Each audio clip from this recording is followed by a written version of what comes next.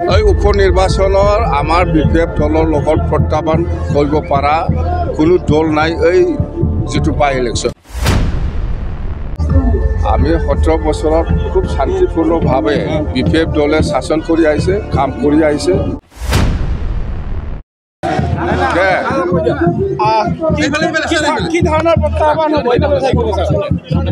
আমি বিপেপ দলৰ হৈ পেলাই কোনোবা দলৰ লগত যে প্ৰত্যাহ্বান হ'ব সেইটো আমি ভবা নাই। আমাৰ লগত প্ৰত্যাহ্বান কৰিব পৰা কোনো দল নাই। এই উপনিৰ্বাচনৰ আমাৰ বিপেপ দলৰ লগত প্ৰত্যাহ্বান কৰিব পৰা কোনো দল নাই। এই যিটো বাই ইলেকশ্যন ইয়াততো UPPLহে আছে আৰু কংগ্ৰেছ আছে।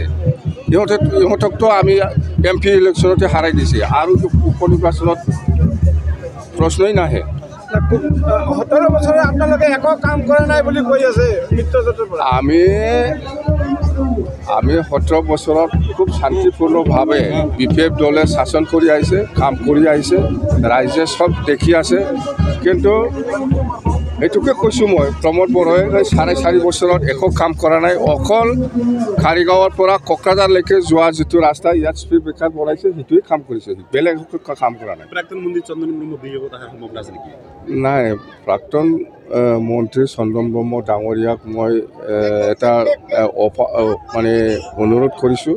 মই মানুহ পঠাই দিছোঁ যে আপুনি আহক, ঘূৰি আহক, আগত যি হ'ল আমি একেলগে থাকি পেলাই কাম কৰিম বুলি মই অনুৰোধ জনাইছোঁ। এতিয়া একো ৰেছপন্স অহা নাই এতিয়ালৈকে। মুঠতে মই অহাটো বিচাৰোঁ। অহাৰ সম্ভাৱনা আছেনে?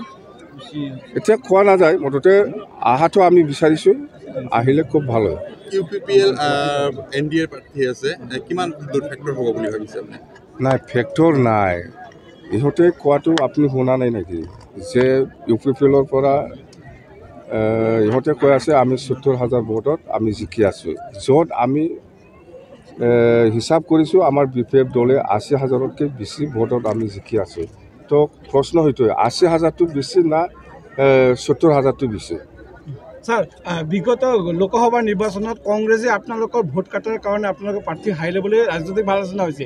এই বছৰে কংগ্ৰেছে প্ৰাৰ্থী দিছে, কিবা তেনেকুৱা সম্ভাৱনা আছে? কংগ্ৰেছে নাই, নিজৰ পাৰ্টিৰ কথা কেণ্ডিডেট দিব লাগে দিছে, কিন্তু কংগ্ৰেছ ফেক্টৰ নহয় আমাৰ এই চিডলি সমষ্টিত।